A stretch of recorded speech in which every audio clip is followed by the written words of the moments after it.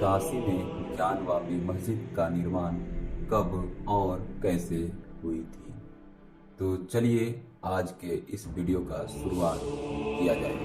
परंतु अगर आपने अभी तक हमारे इस चैनल को सब्सक्राइब नहीं किया है तो प्लीज जल्दी से जल्दी कर लें। ज्ञानवापी सन 1669 क्वार यानी आसिन का महीना तनिक आलस के साथ धान की फुटती बालियों से उलझ रहा था कि तभी अचानक उसने देखा गंगा का पानी लाल होने लगा था।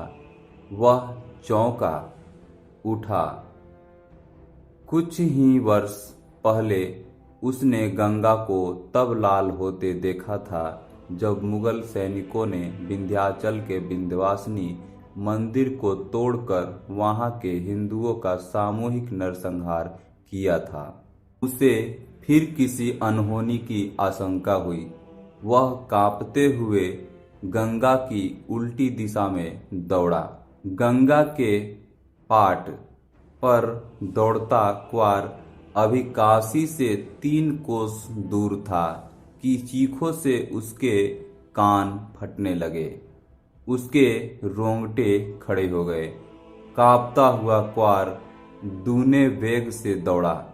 काशी पहुंचते ही उसने देखा विश्वनाथ ज्योतिर्लिंग पर चढ़ाए जाने वाले जल को पुनः गंगा में मिलाने वाली नालियों से गाढ़ा रक्त आकर गंगा में मिल रहा था। क्वार ने घाट से ही गर्दन उचकाकर देखा। विश्वनाथ मंदिर का गगनचुंबी गुंबज धरती पर पड़ा था। असंख्य पुजारियों के 100 यत्र तत्र बिखरे पड़े थे और अब घरों में छिपे लोगों को खींच खींच कर काटा जा रहा था। काफिरों के सरों की मीनार बनाकर गाजी की पदवी पाने के इच्छुक मुगल सेनापति के लिए बच्चों, स्त्रियों, पुरुषों में कोई भेदभाव नहीं था। उसके लिए सब काफिर थे। डर से माँ माँ चिल्लाते बच्चों को भी बिना दया किए वे ऐसे काट रहे थे जैसे प्रतिदिन बकरियों भेड़ों को काटे जाते हैं। क्वार वहीं गंगा के पूर्वी तट पर जड़ हो गया था। उसने गंगा को पार कर काशी में प्रवेश नहीं किया। काशी उजड़ गई थी। विश्वनाथ मंदिर की भीतों पर गोल गुंबज बनाकर उसे मस्जिद का रूप दे दिया गया था। उधर दिल्ली जश्न मना रही थी। काफिरों के सबसे बड़े तीर्थ को ध्वस्त करने के लिए औरंगजेब को चारों तरफ से बधाई मिल रही थी, पर हिंदुओं की नरसंहार और मंदिर को तोड़ने की आदि मुगलों का सबसे क्रूर शहंशाह आज पहली बार अंदर ही अंदर डर रहा था। मध्य भारत में शिवा की बढ़ती शक्ति ने उसे पहली बार भयभीत किया था। उसे लगा कि यदि शिवा तक यह खबर पहुंची तो वह देश में सभी हिंदुओं को एक साथ खड़ा कर सकता है। सो औरंगजेब ने अपने गुलाम अदीबों को बुलवाया और उनसे एक कथा गढ़वाई। मुगल शहंशाह के काफिले के साथ जाते एक हिंदू राजा की पत्नी जब विश्वनाथ मंदिर में दर्शन के लिए गई तो पुजारियों ने उसके साथ अभद्रता की। सो महान शासक ने दुष्ट पुजारियों को दंडित करने के लिए मंदिर को तोड़ने का हुक्म सुनाया और मंदिर तोड़ दिया गया। अदीबों का सत्य आम जनता खूब जानती है। पूरा देश जानता था कि सत्ता के दलाल झूठ बोल रहे हैं। क्रूर और बलात्कारी मुगलों के काफिले में कोई हिंदू राजा अपनी स्त्रियों के साथ नहीं जाता। यह बात सभी जानते थे। फिर काशी तो काशी थी।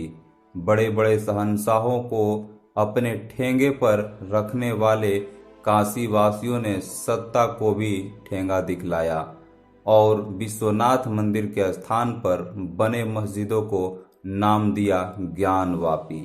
औरंगजेब का दिया नाम अंजुमन इंतहा जामिया जामा मस्जिद किसी को याद नहीं रहा, एक कुत्ते को भी नहीं। काशी ने मस्जिद में भी मंदिर को याद रखा।